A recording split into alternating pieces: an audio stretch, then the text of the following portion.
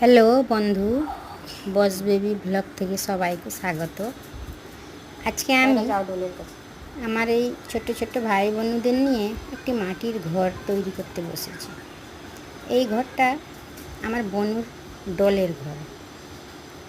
ঘরটা তৈরি করার দুটো কারণ, যেটা হলো আজকাল বাচ্চাগুলো মোবাইলের উপরে প্রচুর নির্ভরশীল হয়ে গেছে। একটু ফাঁক পেলেই মোবাইল নিয়ে ওরা কার্টুন দেখতে থাকে বা গেম খেলতে থাকে। এটা একদিক থেকে রক্ষা করা, আর অন্যদিকে এখন তো আর মাটির বাড়ি কোথাও নেই। মাটির বাড়ি না থাকার জন্য এই ছোটো ছোটো বাচ্চাগুলো জানে না যে মাটির ঘর কেমন হয়। দুটো দিক ওদের কাছে ভালো দিক, দুটোই ধরে নিলাম ওদের কাছে দুটোই এটা ভালো দিক। মোবাইল থেকে খানিকটা দূরে থাকবে, আর ওরা মাটির ঘর কাকে বলে, কীরকম মাটির ঘর হয় আমরা তো ছোটোবেলা অনেক দেখেছি, ওরা তো আর দেখে না। এখন তো আর মাটির ঘরও নেই, মাটির মানুষও নেই।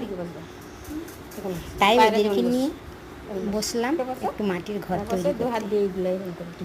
যা আপনাদের সঙ্গে শেয়ার করলাম, দেখালাম, এইভাবে তৈরি করলাম। অনেক কষ্টে একটু মাটি জোগাড় করলাম, আবার একটু হালকা মাটির প্রলেপটাও তার উপরে দিলাম, কিন্তু শুকনো খড় আর পেলাম না।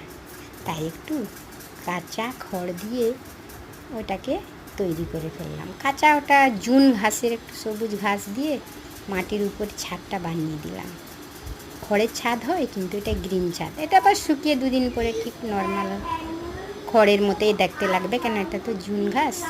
এই পর্যন্ত বন্ধু, আবার আসবো অন্য ভিডিওতে।